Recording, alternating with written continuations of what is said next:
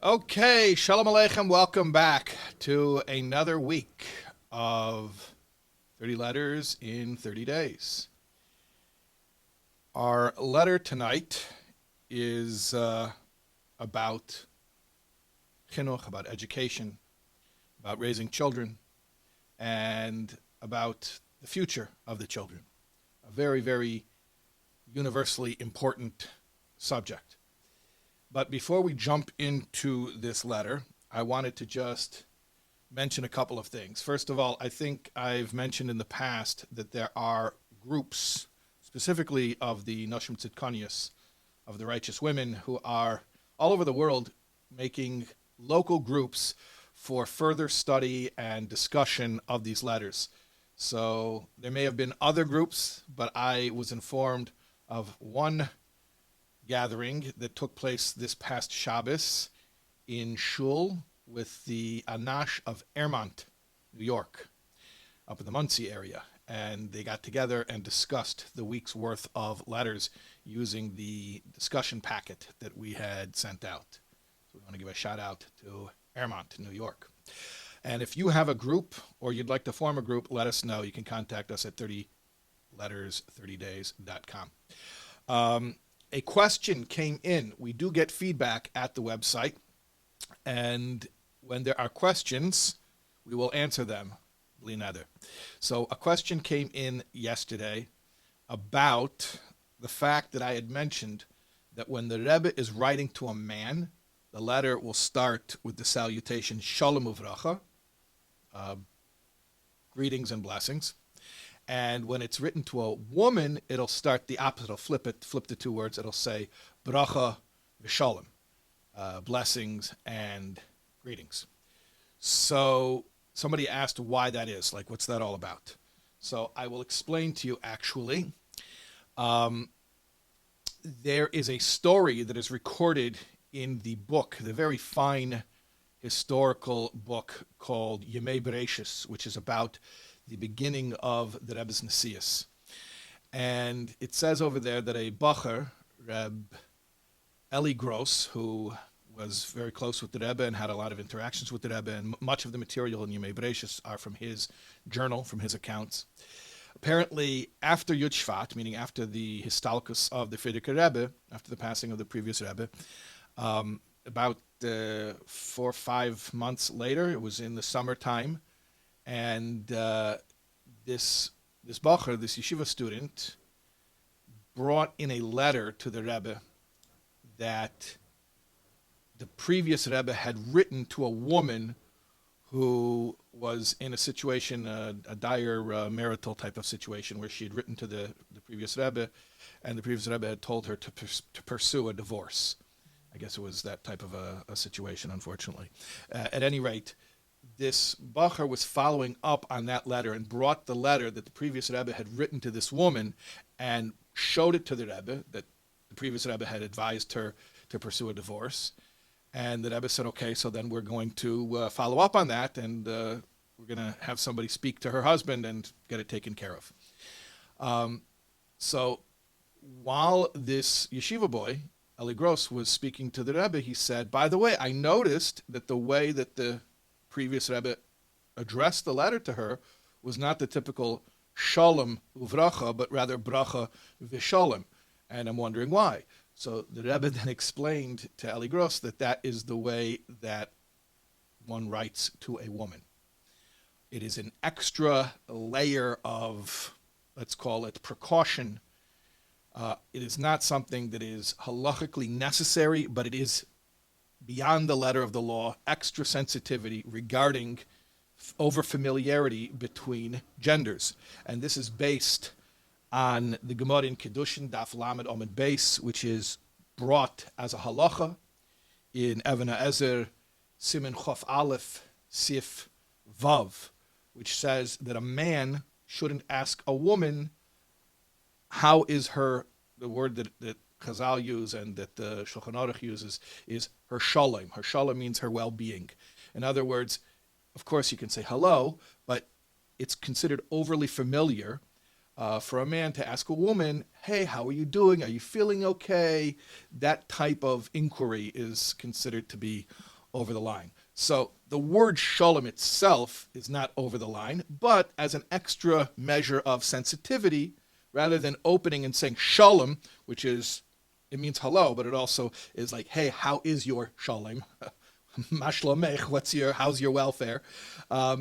We don't do that. Rather, we say bracha, but then we don't want to miss, the Rebbe told Eli Gross, he said, but we don't want the woman to not also get the shalom, because shalom means peace. We want to wish peace upon her. So you say bracha, give her the blessing, and then you say the shalom. So then the shalom isn't like, hey, how's your welfare? How's your well-being? The shalom is more like, peace be upon you. You're wishing her shalom as part of the bracha. The bracha is in conjunction with the shalom. So it's not invasive and disrespectful and overly familiar, but the woman doesn't lose out on having the well wishes of shalom, of peace.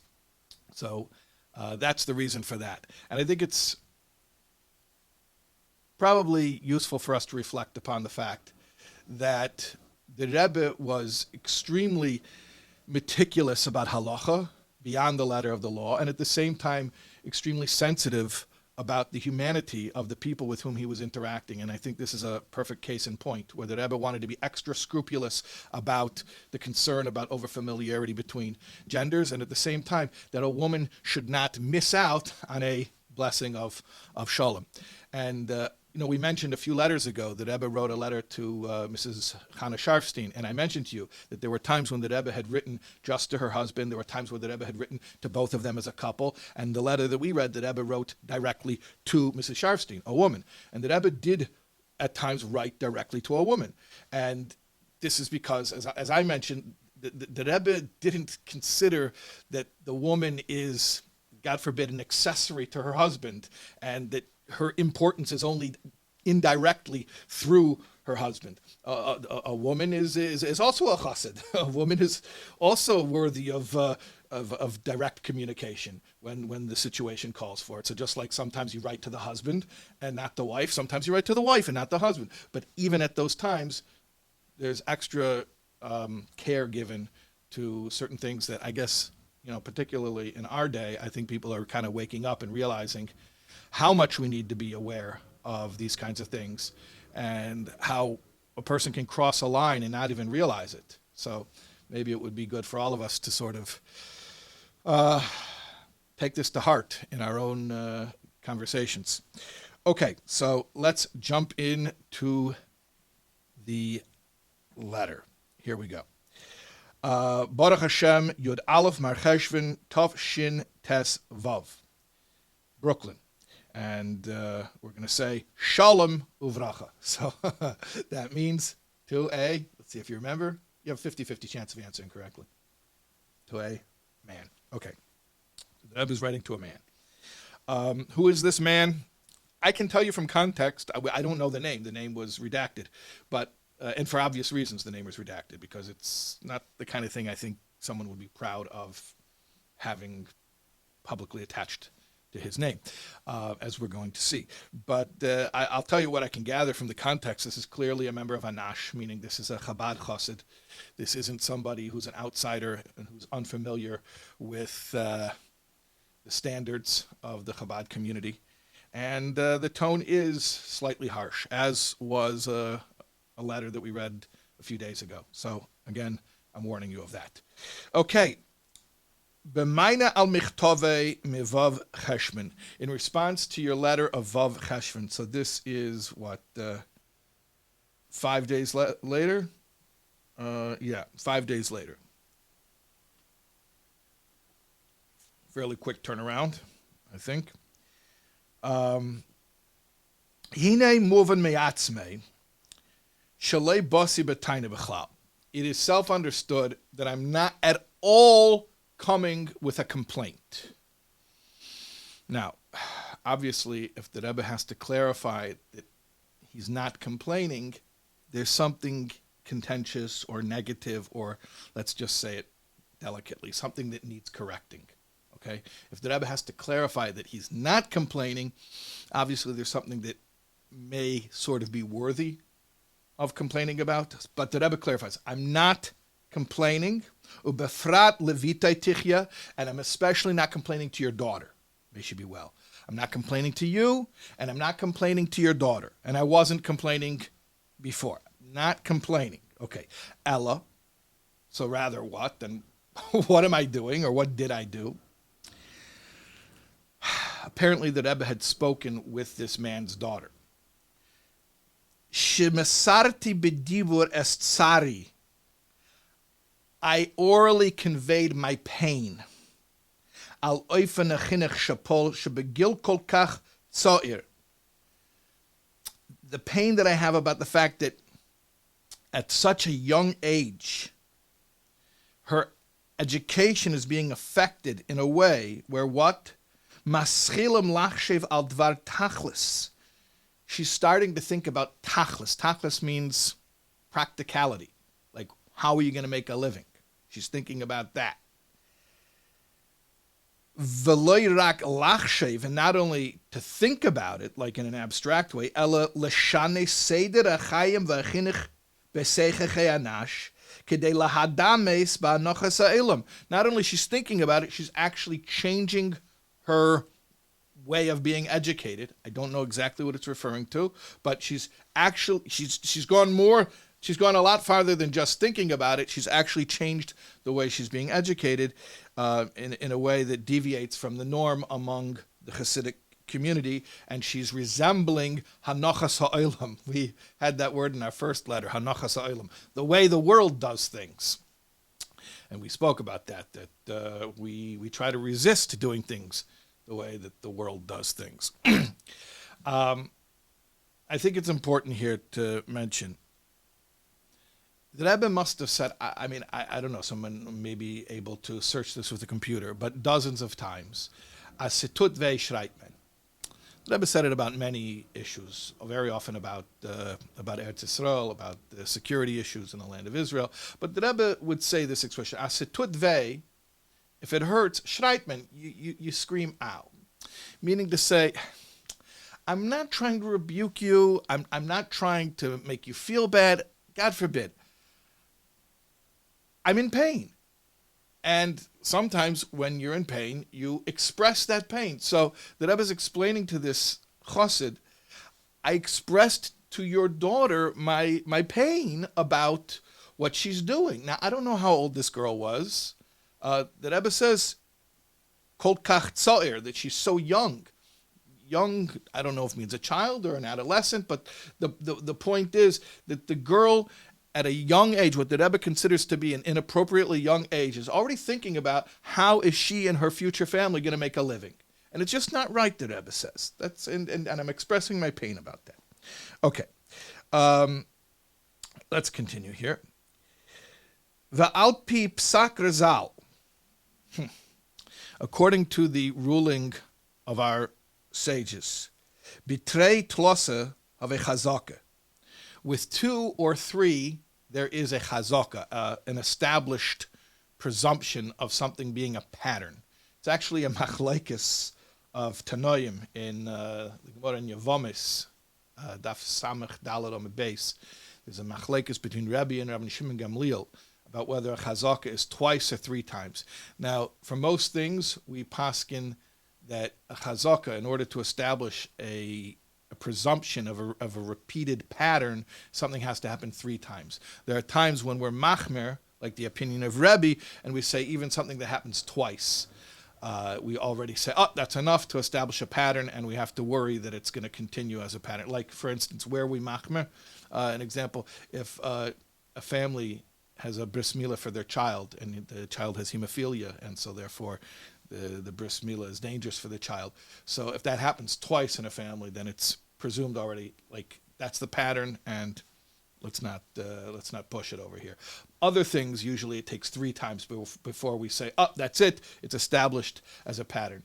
It's interesting here that Rebbe says, a chazaka, Alpi Torah, is 2 or 3, and then the Rebbe says, Hine mekevin sharisi tenua zu eitzel bitoi, vehein eitzel shnei bonav. I see this movement, I see this direction being taken both by your daughter and your two sons. So that's sort of a chazaka according to both opinions, because if you count the boys and the girls, so he has 3 kids like this, and if you just count the boys, then he got 2 boys like this. So 2 boys, 3 kids in total.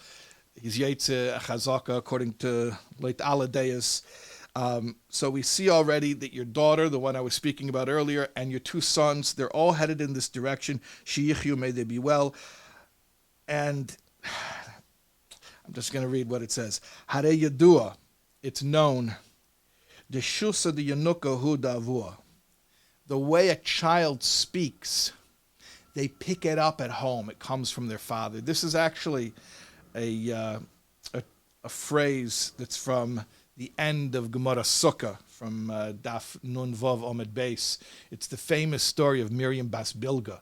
And I should mention, the Rebbe said a sicha about Miriam Bas Bilga 10 years later on Vav Tishrei. It's an incredible sicha where the Rebbe is Melamed Schus on Miriam Bas Bilga, and explains how really it was her Pintele Yid that was crying out and asking for justice on behalf of the Jewish people.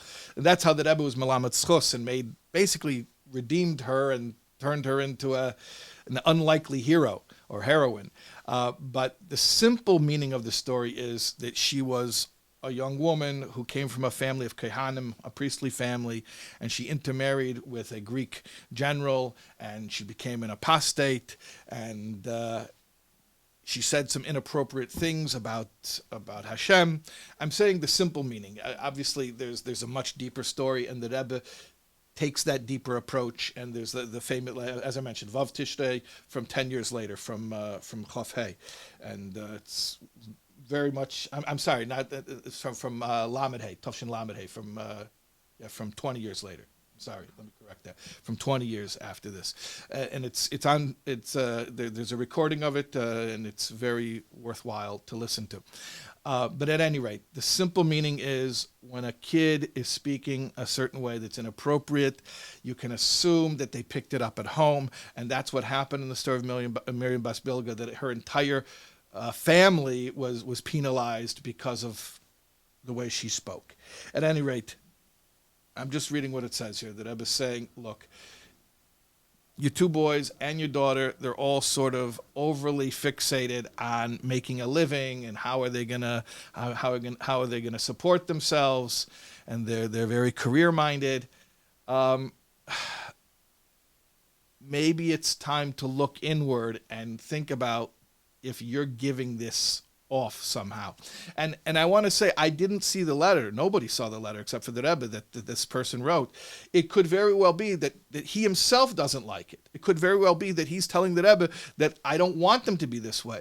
But for whatever reason, it's appropriate and it's helpful for this person to be advised that perhaps it's time for introspection. Perhaps the way that his children are heading has something to do with his influence. And in that sense, it's sort of empowering, or it's very empowering, because as you're going to see, the Rebbe is going to say, I'm not here to bemoan the past. That's the next thing the Rebbe is about to say. I'm not here to bemoan the past. I'm trying to give you some direction for the future. So, I say it's empowering because if I'm not the problem, I can't be the solution. But if I am the problem, okay, it stings at first to hear that I'm the problem, but then that's great news because I'm the one who's causing the problem, then I can stop causing the problem, I can start causing the solution. So it's actually good news to be told, maybe I'm the source of everything, maybe I'm the source of the problem, because if that's the case, now I can do something about it. So let's go further. All right. Moving Gam Kain, it's also understood, Shalei Bossi Betzake ala Over. I'm not bemoaning the past. Ki harei ein tzoyekin al ha'over. Because, and the Rebbe says it like a general rule in life, we do not bemoan the past. You don't cry over spilled milk, like they say. V'loi hoisa kavanosi. My only intent is what? Ela lesakin mikanu lahaba, to fix things from here on out, going forward. Okay? This is not about crying about what's been. This is about how can we fix things going forward. Al kolponim, at the very least, to fix things going forward at the very least. Shaloi yatzigo And now the Rebbe is saying, here's what you shouldn't do. Here's what you got to stop doing. Shelo yatzigu as hadogish. Stop presenting things with an emphasis. Stop representing things with an emphasis. Sheshleimus ha'odem, that a perfect person or a well-developed person is what? Hu kesheyesh le'cheshben korev v'yediya brura. He has a cheshben korev means not just a plan, but like an immediate plan. And yediya brura means like a very clear idea. So not just in the abstract, he has a notion, maybe I'll become a, shoemaker. Right? No, this is like, I've got a plan, I know a guy who's ready to sell me a shoe store, and I know where it is, and I know how much money, and I know what the rent is. Like, he's got it all lined up. Stop presenting things that the shleimus ha'adam, that a person who's a developed person, a complete person, is a person who has really specific plans about how they're going to make a living. B'meh mistaker, about how they're going to make a living. Yeah. B'meh mistaker is actually how they're going to make a living. You're going to see that Rebbe actually is borrowing that phrase from the Gemara in Pesachim, from Daf Nun Daled Amud Beis, where this Gemara actually is famously brought in the famous Igeras HaKodesh from the Alter Rebbe, from Igeras HaKodesh from Tanya, from Siman Chav Beis, where the Alter Rebbe asks, why are people coming to me asking me questions about Parnasa, about Gashmias, about material things? What am I, a Navi? Although, as the Rebbe pointed out, even after the Alter Rebbe wrote that letter, he continued to accept people in Yechidus who asked such questions and continued to answer. Take that however you will. But at any rate, the Rebbe says here that, let's look in parentheses, shebe'emes hu hefech meimer azal, that trying to know how you're going to make a living, like having a real substantial plan how you're going to make a living, is the opposite of what our sages tell us, that what? Ein odom yedeya b'meh mistakir. A person doesn't know how he's going to make a living. We don't know how the parnasa that Hashem has allotted for us is going to make its way to us. We don't know the conduit. V'yadua b'zeh bir Rabbeinu Azokin, and we know how the Alter Rebbe explains that Gemara. Shezehu bedugma deheder yediya bevias Mashiach. Ein b'Igeras HaKodesh Siman Chav Beis. If you go look there in Siman Chav Beis of Igeras HaKodesh, the Alter Rebbe says there are 7 things. The Gemara in Pesachim there that we mentioned says there are 7 things that are mechusim, that are covered, meaning they're not known. One of them is a person doesn't know how he's going to make a living. The other thing, or one of the other 7 things, is a person doesn't know exactly when Mashiach is going to come. And the Alter Rebbe takes those 2 and he compares them. He says, just like nobody can tell you exactly when Mashiach is coming, so too, exactly so, is it completely unknowable how your parnasa is going to come to you. So the Alter Rebbe equates those 2 as far as the futility of trying to have knowledge about either of those 2 things. And you see there the Alter Rebbe says the 2 things are equated. Okay. So it's opposite of that Maimer Chazal from Pesachim, and especially the way the Alter Rebbe explains it in Igeras HaKodesh Chav Beis. And also it flies in the face of a pasuk, of a scriptural verse, V'gam hefech hakosav leila chachamim lechem, the wise do not have bread. This is King Solomon is saying, the world's a funny place. The fast guy doesn't win the race, and the strong guy doesn't win the war. Like the guy that you would expect, that on paper he's supposed to have it in the bag, and then that's not how reality works, right? There's always a fluke. There's always a spoiler. You never know how it works. And the chachamim, the smart guys, you think that they're going to make money, and then they don't. And the Rebbe says, "Shepesha chachamim afilu be'inyan parnasa." When we say chachamim, we don't mean like necessarily, there are different pirushim, but you could say, chachamim means Torah scholar. So yeah, Torah scholar, he doesn't know how to make a living. No, even chachamim, if you translate chachamim to mean people who are smart in how to make a living, are not necessarily the ones who end up making a living. Moshe Reichman, Olav Shalom, passed away almost 10 years ago now, but he was the big gvir to put it lightly, a multi-billionaire from Toronto. And he started with nothing. He started as an immigrant with, he didn't have 2 pennies to rub together. And he built up a multi-billion-dollar enterprise. So they once asked him, like, what was your formula for success? How did you build a multi-billion-dollar empire? So he says, the formula, it's 5% seichel, intelligence, and 95% mazel. And they asked him, and if you had to start from the beginning all over again, would you do anything differently? He said, yeah. The 5% seichel, I would just switch it in for another 5% of mazel. Meaning, even the 5% mazel that it was part of my success. I mean, for the 5% seichel, it was part of my success. Forget that. I'll just take more mazel, because at the end of the day, it's not the seichel that helps; it's the mazel. So I'll take 100% mazel. At any rate, that's the point, that Torah tells us, you think you have a plan, you think you have it all worked out, you know how it's going to happen, and then that's not how it happens. All right. Now, you may argue, and the Rebbe preempts here the argument, that there is such a thing called hishtadlus, and putting forth effort, and you do have to have a job, you do have to do something to create a vessel for Hashem to send his blessings. Of course, the Rebbe knows this. And the Rebbe is going to preemptively, what we call bavorin. The Rebbe is going to anticipate that response and answer it. Okay.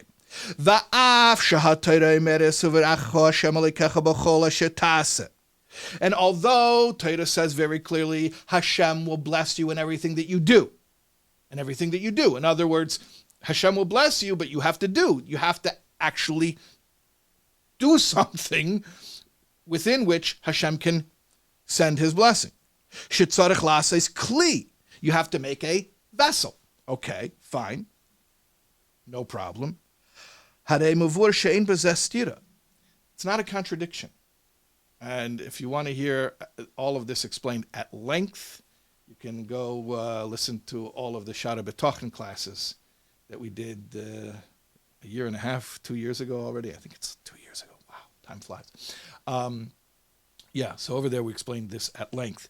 The idea of hishtadlus, of putting forth natural effort, is not a stira, it's not a contradiction to the fact that ultimately everything is Hashem's blessings. We speak about it at length there in Shara B'tochen, that Hashem requires deniable plausibility.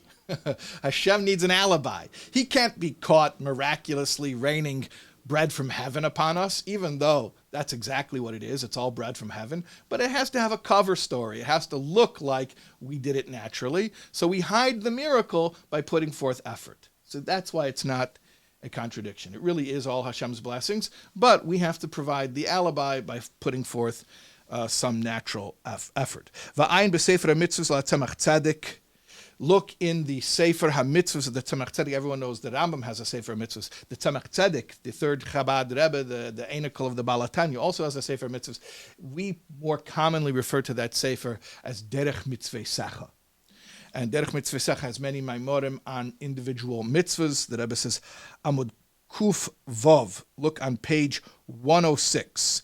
What mimer is that? That's the mimer Tiglachas HaMetzora, which in turn is based on, the Rebbe says, Belukutei Torah Kiseitze Alakosa V'Gilcha Es Reisha V'Osas Es Tzeporneha.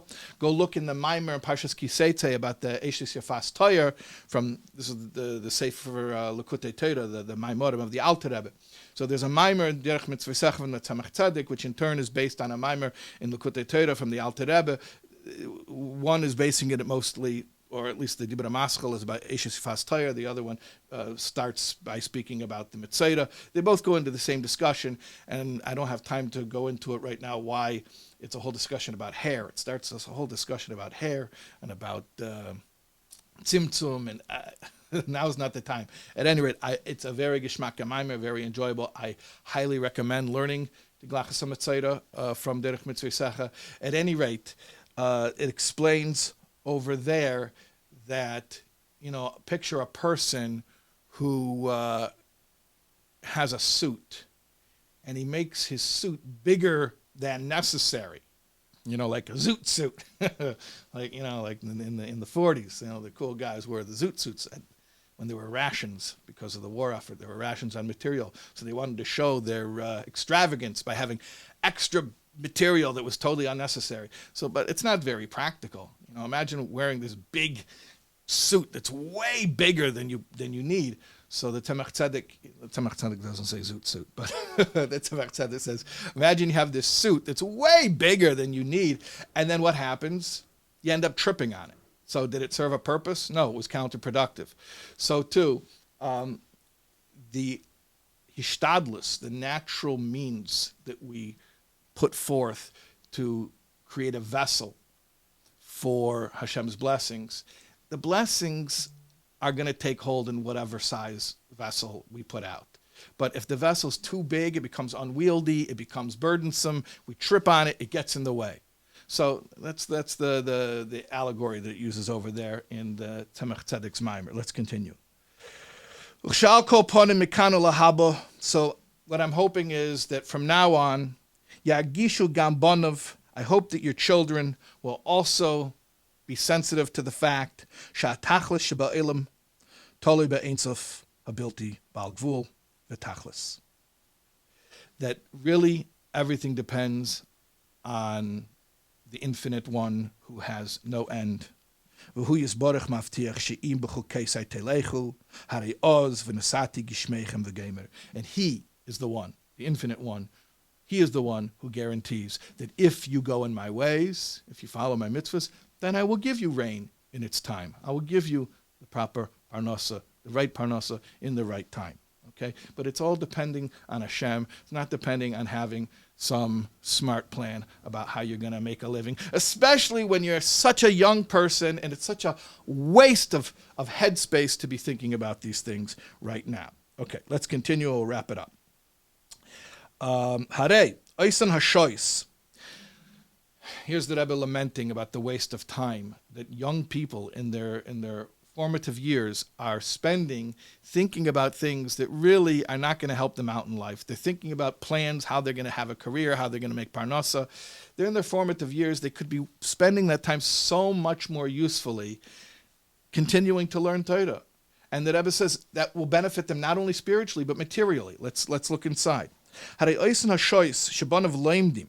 Those hours that your sons spend learning, meaning learning Torah, and those virtues, those qualities that they're going to pick up from the people who are teaching them Torah. That's actually going to be far more appropriate for whatever it is that they need, both materially and spiritually. So I'm not telling you, okay, I'm sorry, you're going to have to suffer, you're going to have a lack of materiality, and you're just going to have to sacrifice yourself, and you're going to have all spirituality. I was saying, I'm not saying that. To the contrary, I want you to have the best of both worlds. I'm trying to help you here.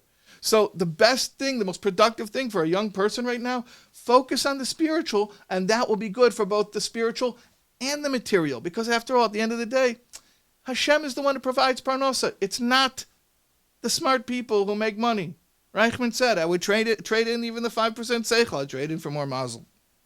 Vashem yisborech yatzlichai, lirais reiv nachas chesidusi b'chol yetzech halotzov. Hashem should bless you to see much Hasidish and nachas from all of your descendants. Mitoich harchova, or rather, mitoich harchovas hadas, I should say. Harchova could imply material prosperity, but it's interesting here that Rebbe wishes him harchovas hadas, which means mental prosperity, so to speak. You know what that means? It means having a broad mind. Sometimes we call it in Yiddish Kleinkeppeldigkeit, narrow-mindedness, and you just get very fixated, very myopic, and you can't see the forest for the trees.